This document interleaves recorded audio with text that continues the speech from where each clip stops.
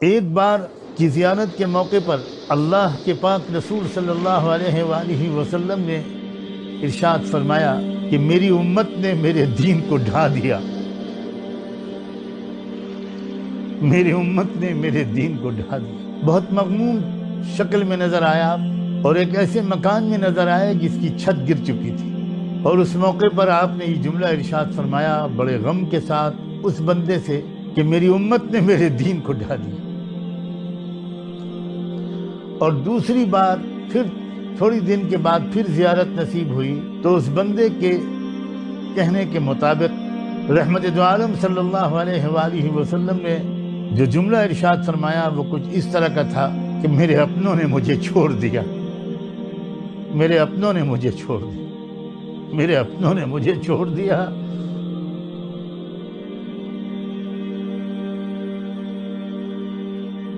کچھ اللہ کے بندے اب بھی امت میں ایسے موجود ہیں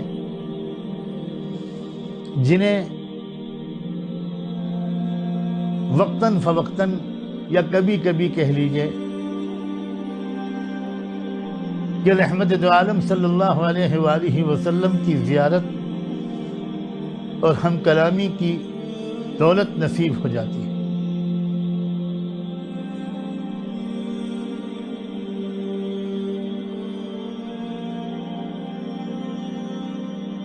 ایسے ہی ایک بندے کو حال ہی میں 2 بار رحمت دو عالم صلی اللہ علیہ وآلہ وسلم کا دیدار اور کچھ ارشادات سننے کا شرف حاصل ہوا۔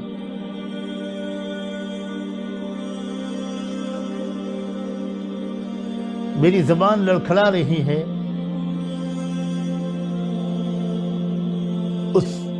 ان باتوں کو نقل کرتے ہوئے جو ان دونوں موقعوں پر اللہ کے رسول صلی اللہ علیہ وآلہ وسلم نے اپنے اس امتی سے ارشاد فرمائی،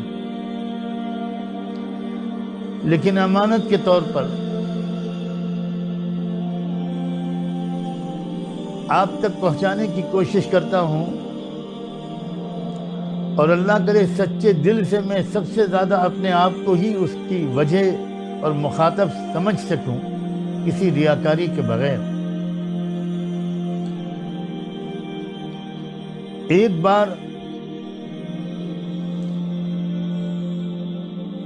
کی زیارت کے موقع پر اللہ کے پاک رسول صلی اللہ علیہ وآلہ وسلم نے ارشاد فرمایا کہ میری امت نے میرے دین کو ڈھا دیا،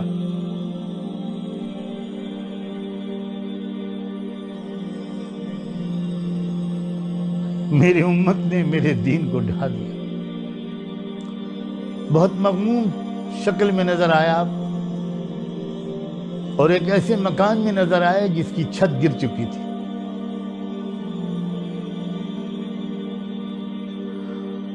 اور اس موقع پر آپ نے یہ جملہ ارشاد فرمایا بڑے غم کے ساتھ اس بندے سے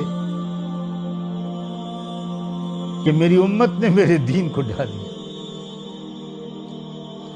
اور دوسری بار پھر تھوڑی دن کے بعد پھر زیارت نصیب ہوئی تو اس بندے کے کہنے کے مطابق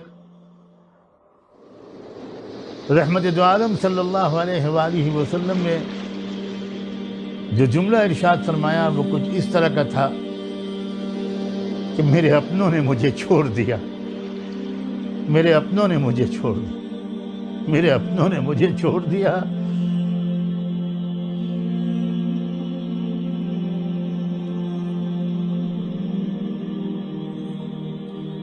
کیا دنیا بھر کے حالات حرمین شریفین سے لے کر پوری دنیا کی مسجدوں تک کا بند ہو جانا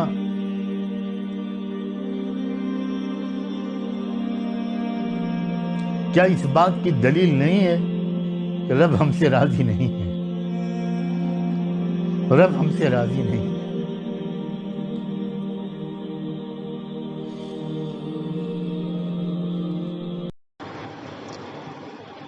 اللہ لا الہ الا هو علیہ توکلت وهو رب العرش العظیم۔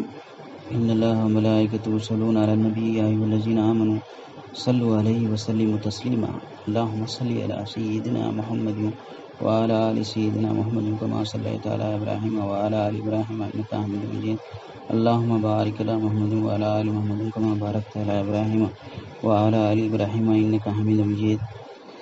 اگر اس بندے نے یہ خواب حال ہی میں دیکھا ہے تو اس کی تعبیر یہ ہو سکتی ہے، واللہ عالم۔ اللہ کے نبی صلی اللہ علیہ وسلم کی ایک حدیث ہے بخاری و مسلم میں، ان ابی ہریرہ رضی اللہ تعالیٰ عنہ سے، اللہ کے نبی صلی اللہ علیہ وسلم کا ارشاد ہے، من رآنی المنام فقد رآنی فإن الشیطان لا يتمثل فی صورتی، یعنی جس نے مجھے خواب میں دیکھا اس نے فی الواقع مجھے کو دیکھا، کیونکہ شیطان کی یہ مجال نہیں کہ کسی کے خواب میں میری شکل میں ظاہر ہو۔ اس کا جو پہلا حصہ، ان دو خوابوں کا جو پہلا حصہ ہے وہ میری امت نے، اللہ کے نبی صلی اللہ علیہ وسلم نے فرما رہے ہیں، میری امت نے میرے دین کو ڈھا دیا، اور واقعی ڈھا دینا ہے۔ اللہ کے نبی صلی اللہ علیہ وسلم کی ایک اور حدیث ہے کہ الصلاۃ عماد الدین، نماز دین کا ستون ہے۔ گویا ستون کا کمزور ہو جانا یہ ہے کہ دین کے ڈھا دینے کے برابر ہے۔ جس عمارت کا ستون کمزور ہو جاتا ہے وہ گر جاتی ہے۔ اس سے یہ معلوم ہوتا ہے کہ اللہ کے رسول صلی اللہ علیہ وسلم ترک صلاۃ فی المساجد سے مغموم ہے۔ اس غم کا ہمیں سدباب کرنا ہے۔ اور جو اس کا دوسرا حصہ ہے، میرے اپنوں نے مجھے چھوڑ دیا، اپنوں سے مراد عرب ہیں۔ اللہ کے رسول صلی اللہ علیہ وسلم کی حدیث ہے کہ عرب کو برا مت کہو، میں ان میں سے ہوں۔ حرمین شریفین کا بند کرنا، مساجد کا بند کرنا، جمعہ کی نماز کا بند ہونا، منبر رسول صلی اللہ علیہ وسلم کا چھوڑ دینا، گویا رسول اللہ صلی اللہ علیہ وسلم کو چھوڑ دینے کے مترادف ہے۔ اللہ کے نبی صلی اللہ علیہ وسلم کی آنکھوں کی ٹھنڈک نماز ہے۔ آپ صلی اللہ علیہ وسلم اپنے آخری ایام میں مسلمانوں کی نماز کی صفوں کو دیکھ کر خوش ہوتے تھے۔ آپ صلی اللہ علیہ وسلم اس کا جو تیسرا حصہ ہے وہ یہ ہے کہ آپ صلی اللہ علیہ وسلم جس گھر میں بیٹھے تھے اس کی چھت نہیں تھی۔ آپ صلی اللہ علیہ وسلم، اگر دیکھا جائے یعنی سیرت النبی پڑھنے سے ہم کو یہ معلوم ہوتا ہے کہ آپ صلی اللہ علیہ وسلم مسجد کے ایک حصے میں رہتے تھے۔